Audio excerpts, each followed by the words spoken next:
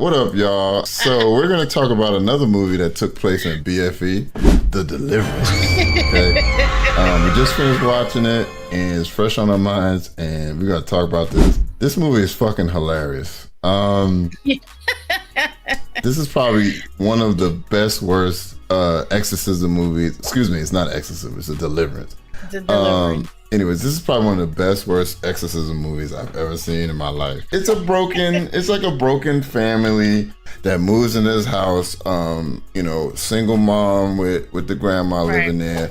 Dad's off in Iraq, and she's, dealing with struggles of raising 3 children, kind of by herself. You can see they got money struggles and things of that nature. This movie is based on the story of LaToya Ammons, right? That's the actual character. Yes. Now, the story of LaToya Ammons is much less dramatic. Eventful. As this movie. Right, eventful. There you go. It was horrible. This is the woman who lived in the House of Horrors with her 3 children before Zach Bagans bought it.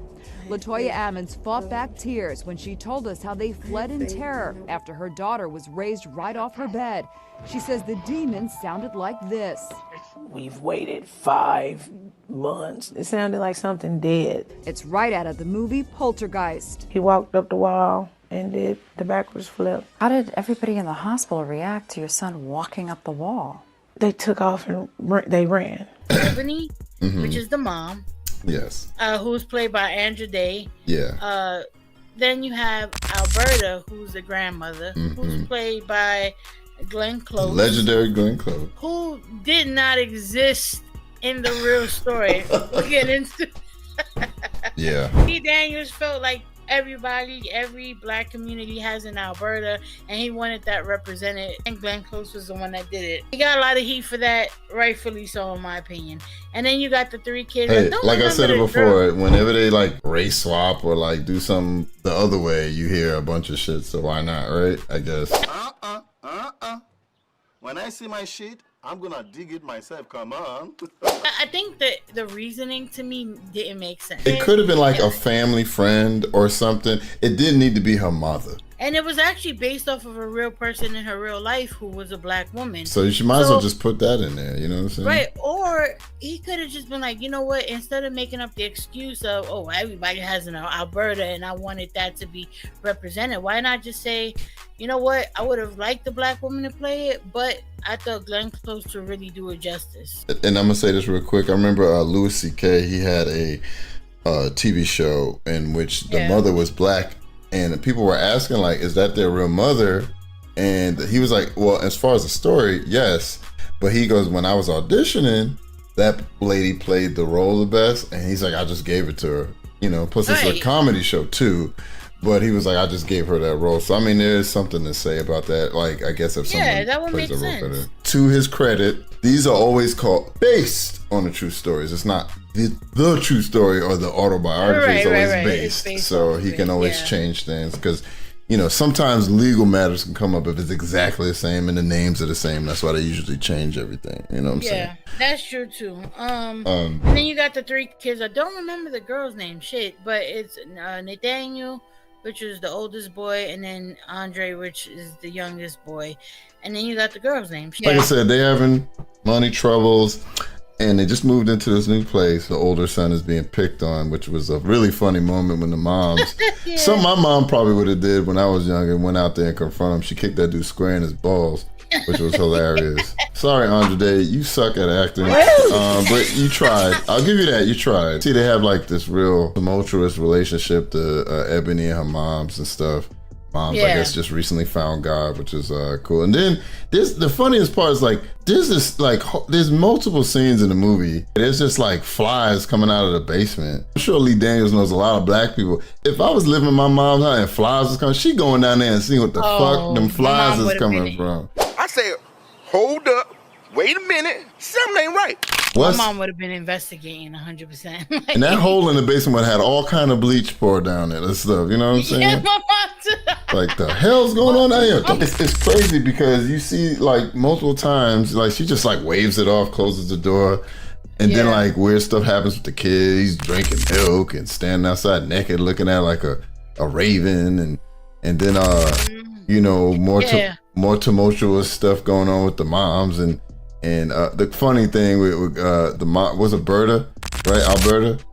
Yeah, it's going to the chemo clinic, hitting on Omar Epps. I don't even know why he was like casting this movie. One of the issues that they show with the kids and the mom is that because of her money issues, the kids seem a bit like disgruntled about, like they seem upset about the fact that, you know, she has money issues and things like that. She's also an alcoholic. Yes. And so they also don't really trust her, and they mention like their dad, but the dad is away in Iraq, right? Yes. Yeah. The mom was apparently abusive back in the day. Yeah, because when grandma tries to criticize her, she's like you were any better, like chill, like I don't need to hear from you when you was popping me in the mouth. But let's be honest, grandparents do that, right? They'll be tough on the parent, and then when you like, hey, you disciplining your child, like don't talk to that baby like that. You like, and you looking at him like, you used to slap the shit out of me. What are you talking about? Show a redeeming quality about her. Although they've had this tumultuous relationship, when she's doing chemo, the mom, she goes to the front desk and they inform her that Ebony's been paying her bills for that to be at that clinic and get her chemo at that clinic for like the past year. So it sort of shows that like although they've had this tumultuous relationship, she still loves it. There's also that side of it. Berta confronts Ebony when Ebony comes home from a bender, which was really funny. And then she's like, "Oh, they told me." She's like, "I'm not supposed to tell you that." And then she's like, "Well, I don't know what to say." She's like, "Go pass out." Like that shit was hilarious right there. yeah, she's unapologetic at that point. And the mom would call out, you know, about being drunk, but then she didn't want to hear it because, like, you know, like she said, the mother was no better apparently when she was young. Because of her issues, she's also the mercy of a child protective services worker who is played by Monique, and I think her name is Cynthia. So Monique comes. Monique she did a good job. She's probably like one of the best. Monique, yeah, she was best acted. And next to Glenn did a job too, but Monique's probably Monique. I remember that one of my favorite parts with Monique is when when Ebony told her to get some kids, and then she like shares this like tragic story about like her son getting hit by a car. And like Monique can just cue them tears up, boy, like it's nothing, and you know, and that was a really good scene. I kid you not, the first hour of this fucking movie, there was little things where the boy would kind of sleepwalk. In the first scene, there was him when he was sleepwalking and drinking the milk and slamming his head against the door, going outside naked, with somebody be like, "Boy, get your ass in the house, you naked," you know. And, and it would be shown a lot of times, like the youngest boy, Andre, was behaving in oddly or whatever, and then it started to hit the other kids, at least where you can notice it, where these kids are acting strange. And then it had a whole segment where you didn't know if the mom like bashed one of their heads up against the wall or what was going on at that moment, because she was lit, that was kind of creepy, I'm not gonna lie. That was after the party, yes. Where there was like banging. Alberta was doing whatever the fuck she was doing with Omar S. And then and then they kiss before she lets him out the door, and she hears the banging upstairs. She goes upstairs to see what's going on. The kids are all huddled in the corner, and Ebony is off to the side, and they say that Ebony is, you know, the one that, you know, banged them up against the wall, whatever the fuck.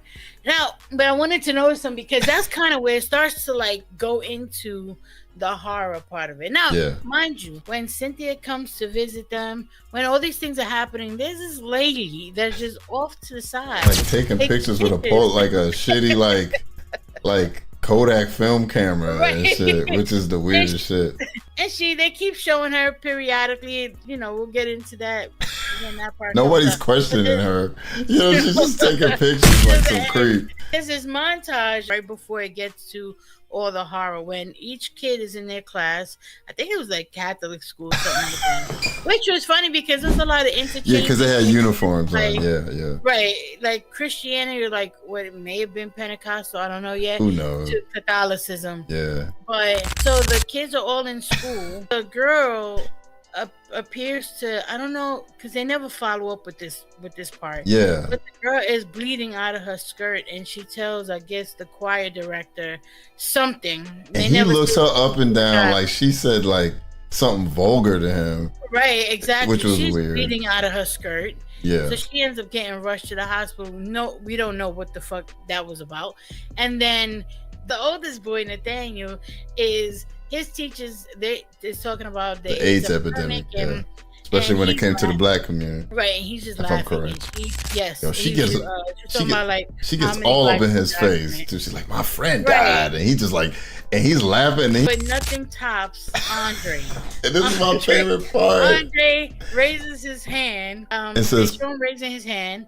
Then when they come back to him, he got up, pulled his pants down, and started to defecate on the spot. And then this boy reaches down, gets him a handful, and it splatters that shit right across the teacher's face. Into the mouth.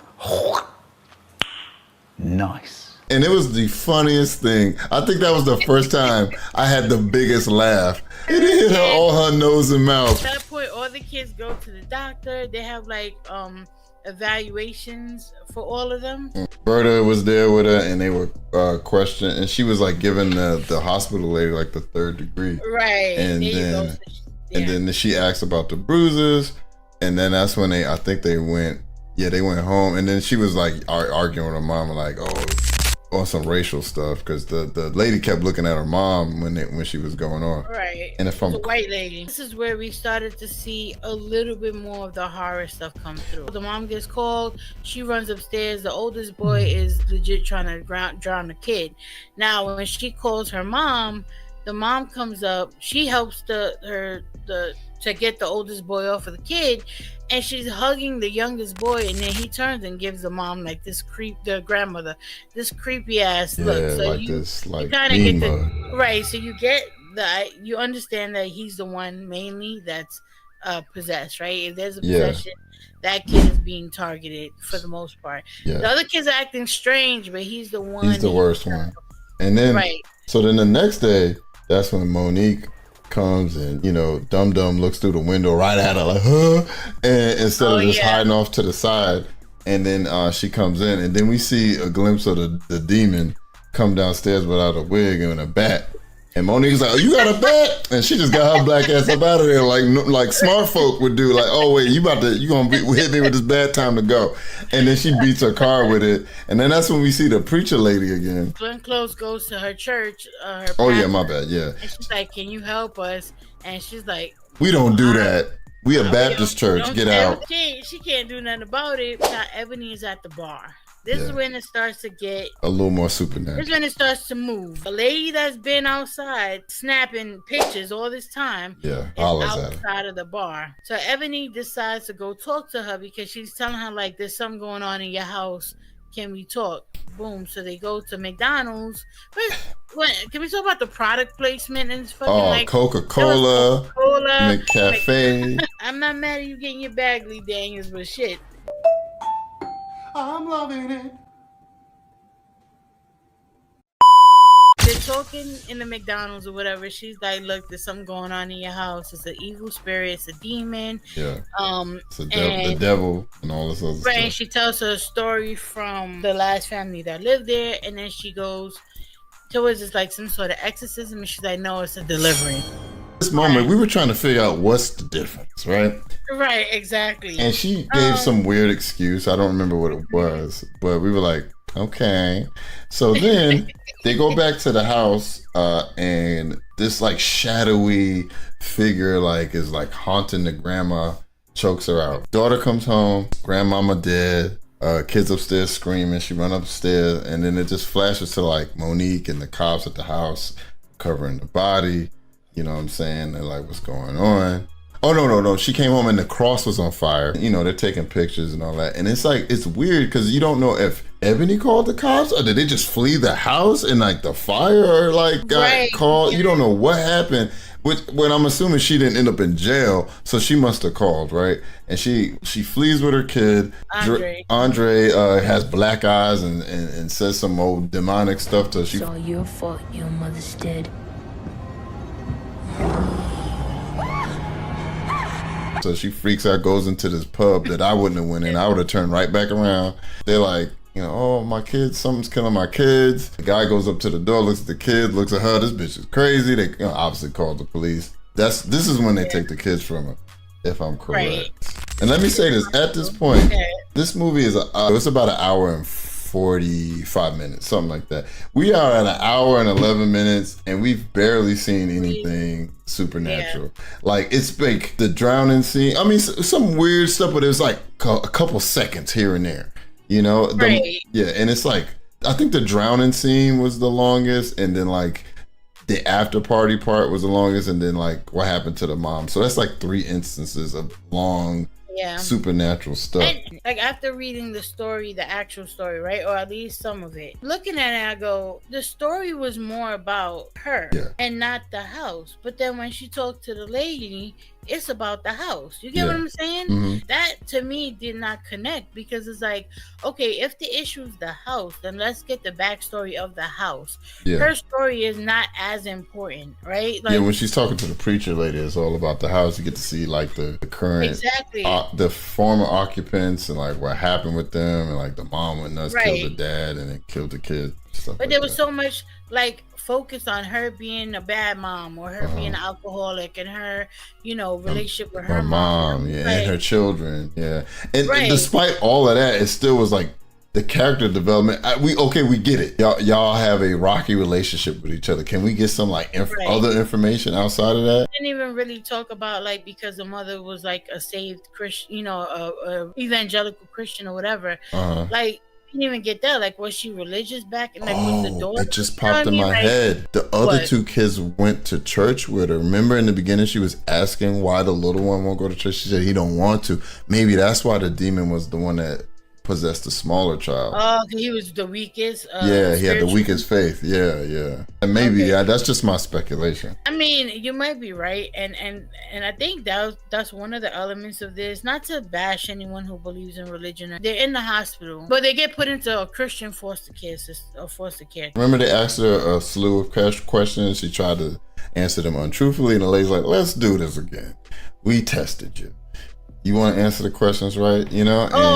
About her substances and hearing things and all that other stuff. So that's what really got the kids taken away. Right. And so after that, and she talked to Monique and all that. And after that, she talks to the preacher lady again. This is when we find out about one of the reasons she seems to have so much hatred, like this really strong love-hate relationship with her mom, because her mom was dating some dude, which we saw a flash of it when she came home drunk. This man walking down the steps and like waving at her. I guess that was like one of her mom's. I think he had a ring, so it might have been like one of her mom's husband, or it could have been her dad. I'm not sure. They didn't really say who it was, but he was obviously essaying her, and she was telling the lady like, the reason I don't believe in God, because while he was doing that to me, I was praying and asking God to stop, and it never did, which is a valid. I know some of y'all who may believe in God out there may be like, but I'm sorry, I'm not a believer. I think there's plenty of that stuff going on in the world right now, and you got plenty of people that believe, especially children, that this is happening to, and they out there praying. You tell someone like, just pray when something like that is happening, and like, if you believe that God is like all knowing, and you believe that everybody's God's kid, then how do you like? Yeah, so that's a hard. You know, she basically is like telling her, well, when you were believing to God, when you were praying, using it as a transaction. Well, she said this ain't transactional. You don't get to just pray and get the demon out. Like, you gotta believe. You gotta believe in it, essentially, right? Which is hilarious, considering what happened after that during the deliverance. But but we'll get in that in a second. So remember, Monique you're abusing those kids, you're doing all this shit, right? Like, she did not believe it. She was 100% supportive of them kids being taken away. She goes to the hospital and they got like 6 guys trying to hold this one kid down. And he's just convulsing. He got like foam around his mouth, and all of a sudden he just stops and just looks at her, and she's like, "Oh my God!" And then she goes into the room. This dude got restraints, and she's like, "Andre, are you okay?" And he starts talking about I forgot the name of her kid. So and so's here, and she's like, Julian. Julian's there. She's like, "What? How do you know?" "He watches when you sleep." I'm like, "Okay, I'm going outside." And all of a sudden, this dude just rips it like, you would have thought he was Tobey Maguire from Spider-Man. He just out of the restraints and lands just like Miles Morales looking at her. I'd have been like, "Oh Lord Jesus!" I'd have started praying then. Bruh. wall, just sitting there chilling. Just like yo, right out of Spider-Man. He got one hand on his knee and the rest is on the wall, sticking out of him like, Lord Jesus Christ, Lord Jesus, help me, Lord God, please help me.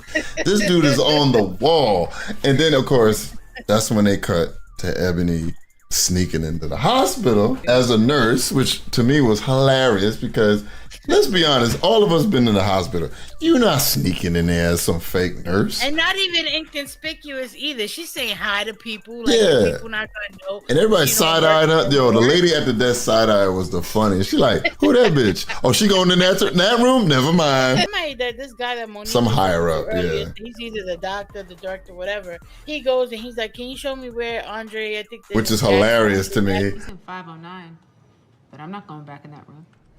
You're not going back in that room? He goes in the room and the kid is gone. Yeah. She done got the kid. You know, absconded with the child. She brings him down to the car. They zip off to the house. Now, this is where it gets very, very interesting because this last 20 minutes, I think I'm going to say. Ridiculous.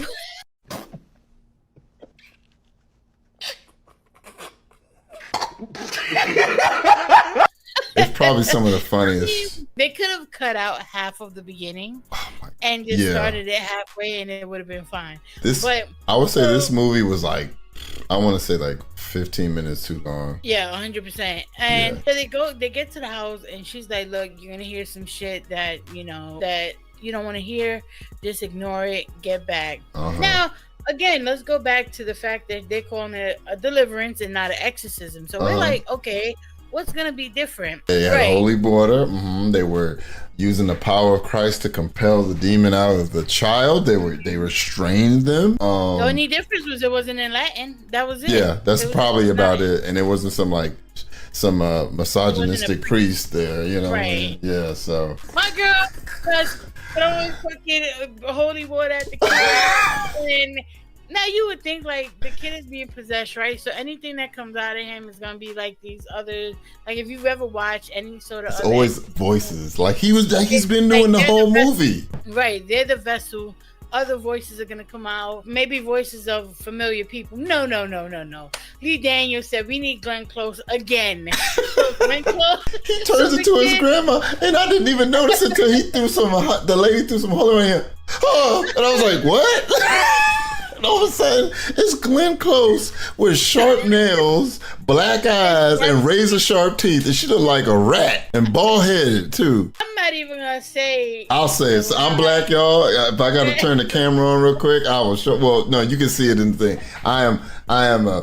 As far as I know, I'm black, y'all, and I'm black. I was born to two black parents. Glenn Close starts sniffing, and I said, she looked just like a rat. And what did she say? I can smell your nappy pussy. I say, what? Funny, but to me, it took any seriousness that you can give this movie, it completely took that away. Then she called her daughter a half-breed. I was like, I should have flushed you down the toilet. I was like, God damn, lady, shit. Of course, as you know, in the possession movies, the demon says the most. They do usually conjure up something that'll hurt you, and they say the most nastiest things to you. Always happens. She breaks out of the chains only on her legs. Like Glenn Close did a whole split. Like she did like a Chung Lee split and broke the chain, and then she's like crawling back with her hands, you know. And then she's like, "I told y'all not to fuck with me." I'm like, "What is going on here?" And then she turns back into the kid, and then the damn lady that was doing the deliverance dies, and this is why this is. She funny. Died from telekinesis, apparently. That's when wait. That's when he turned back into a boy and he disappeared. And all of a sudden she's contorting and she's getting slammed into the ceiling and to the floor. All of a sudden her hair's getting pulled. She's getting fucked up. And this is when in my fucking this is literally what I put for my notes. Preacher lady sucks. You are so dumb. You are really dumb. For real. Apparently, this must be her first deliverance, despite the fact that she's been talking about it the whole movie. And her ass got delivered ass whooping. That's what happened. And then she died. But she said the problem with her doing it is that she didn't truly believe. So it's and she had fear, remember? And she had fear, right. That's what it was. She had fear. So it's like. So why is the mom still alive? She was scared the whole time. And didn't believe. She grabs the fucking holy water from her. This lady dies. Oh, and the demon goes downstairs, by the way. The demon goes down In the to the basement. basement that she has yet to go into the entire movie. But now she gotta go get her son. So she goes down to the basement. The boy is he goes back to like his regular self, and then he goes back to being a demon or whatever. Well, And you know then- he's possessed by the amount of ash on his lips. He looked like Chris Rock in New Jack City. When he's sweaty and he got ashy lips, you know he's possessed. So he is like doing the demon stuff, you know what I mean? Like attacks her, right? At that point, Yeah. he attacks her. She falls down, and then he transforms into like A demonic another version of his mother. her. And me and you are just like, what the fuck is going on here right now? What is going on in this video?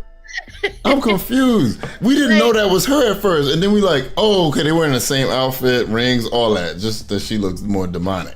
And this is when another deliverance happens. Another deliverance of ass whooping. He kicks the shit out of this lady, man. Like literally, like the last minute, she got her whole foot on the real mom's throat, just choking her out with her foot. Choking out. And then you see her light flash before her eyes, and then the light go out in her eyes. She just dead. And you're like, oh, she died. And then you see like she just appears in this black room. There's nothing. And then you hear her mom talk. You see this light. And her mom talking. Get out shit. And so, I was like, I literally said, is she in a sunken place? And you start laughing. And I was like, what's going on? And then you hear her mom talking like, you believe in Christ or something. She said some Jesus affirming nonsense. So, born again nonsense. Right. Look, I don't have an issue with people who find faith. There's nothing wrong with that. But man, this shit was so heavy with that. Now, I mean, the real story, I don't even know if the real story had anything to do We need with to look it up. We gotta, maybe we can contact her. Like, did you fight demons in the basement? Apparently, it was just some like weird shit going on in the house. And the woman They had to left dramatize this like to the that. nth degree. Like this shit was so dramatized. So this is a lady who hasn't believed in God since she was a child. Right, Comes which we didn't know nothing about. until later, until like what? Almost 75% of the movie's over, right? And Yeah. so she just got the lights put out on her. Like she just got choked out. But then I guess Jesus resurrects her. And all of a sudden she's like, she puts her hands up and I'm casting you out. And she starts talking about in the name of Jesus. And she's doing a far better job than the preacher lady that was throwing holy water on the dude earlier. And then the motherfucker starts smoking, and then he tries to bargain with her, which was the funniest shit. No, wait, hold on. Don't do this to us. I thought the demon didn't even try, at least try to offer me something. Come on, I'll give you eternal life. Like, I'll give you all the money you could ever want. The demon was really like, hold on, we don't need to do this. Let's not do anything hasty, okay? Wait. Meanwhile, the kids was at the orphanage or whatever, just going through it. Like, daughter's getting a stigmata. The other boy is like, all of a sudden, he got like long, disgusting nails. Like, he ain't cut his nails in 10 years. He's scratching by chewing pieces off of himself, climbing on the ceiling. Like, what's going on? And all of a sudden, excuse me, this happens at the same time that she gets like, I guess, hit with the spirit and starts speaking in tongues. Then it got to that. She's speaking in tongues. And that's how she inevitably like. Yeah, you see it catch on fire. It falls down the hole. And then an explosion shoots it back up. The kids heal. She hugs the kid, and you see her I think the next day or whatever, or maybe a week later, and it looked like she got the shit beat out. It looked like she got jumped. And you find out from Monique that they took the kids. But she said she's gonna put a good word in for the judge for her. And then Monique in a way was like, I don't know how to rectify what the fuck I just saw. And she gives her this thing and it's a cross. And she's like, pray to God. And I'm like, ugh. And I'm like, okay, God didn't say my kid can get hit by a car, but okay. I ain't gonna lie, if I saw that shit, I probably would believe in, but I ain't never seen no supernatural stuff. So, and I'm 40 years old, so I don't think I'm gonna see anything anytime soon. And then they show, I guess we see a little text saying she got a kid back and they got the hell out the house, and you find out they going back to Philly because apparently the devil don't like the city. Then they show like some pictures of the real woman in the real house, which got bulldozed, and they said it's still weird shit going on in that area. Just to go over what Lee Daniels said he said, I made Ebony's mother white because I have so many mixed race friends, and I wanted to talk about what it's like to have a white mother and live in a black girl's body. Link up with Tyler Perry and do a movie with him. But this really address that. Like there was that one scene, but it didn't really. I don't think that this was. Yeah, the hospital scene. Yeah, and then the demon calling her a half-breed, but that's about it. I guess if we wanted to shoot him some bail when it comes to like sort of like what Get Out there, where there was a lot of mixed, like a lot of like undercover meanings of things. You know what I mean? So like even with the mother being like her fucking worst enemy, or being like abusive to her, and then calling her half-breed as a demon and all that, like maybe there's that, right? That sort of like friction that sometimes you get with white mothers who have mixed race daughters specifically, because I've heard about that a lot. So it's not like that's wrong, but I don't think that this was like, this didn't tell that story properly, if that's what you wanted to do. You know what I mean? Was not written well. This wasn't it, right? It was not directed well.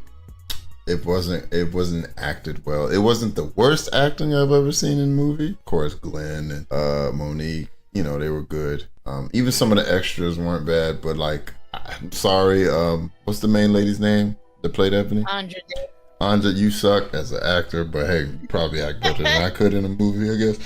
But I wasn't feeling you. Lee, if you want to do this again, hit up Jordan Peele. He knows how to. See, the thing is, this is what people, I hate to say this, but this is what a segment of people would like call, they would kind of call this like a woke horror movie in a sense, right? And it's because what you were trying to do was admirable, but like Jordan, think about it. Jordan Peele did what you did in a horror movie already, right? Because Jordan's half white, half black, and that's the reason why he wrote this movie, because he said like half his family is white, and he said like sometimes he would, if I'm correct, I could be misquoting, but I think he was saying that when he was spending time with his white family, he would feel out of place.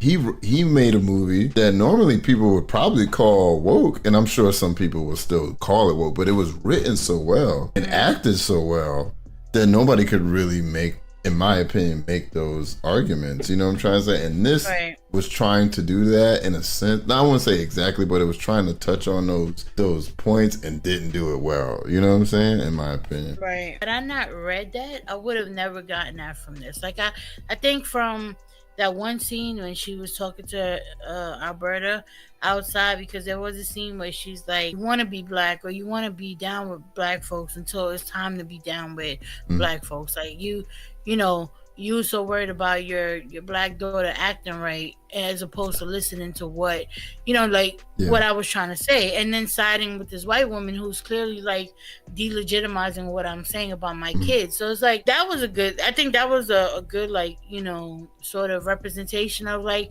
that sort of battle that black daughters may have with white moms. But let's give it a rating. What would you rate it? Would you recommend people to watch it? Well, you gonna come on, we got to do that. Oh man, a rating? I would have to say a 6. A 6. There was an effort to step outside of the box. Like I like the idea of more like black directors and writers doing more suspense and horror and all that. So I do like that, and I could see where maybe he wanted to have like a deeper meaning to some of this stuff, but it just didn't hit for me like the way it should have.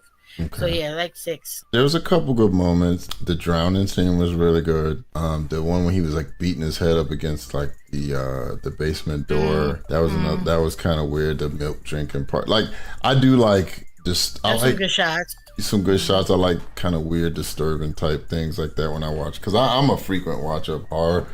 I mean, the parts where the kids were being possessed and all that other stuff, if done well, could have been more effective, because they were kind of jarring when you're watching it in the moment.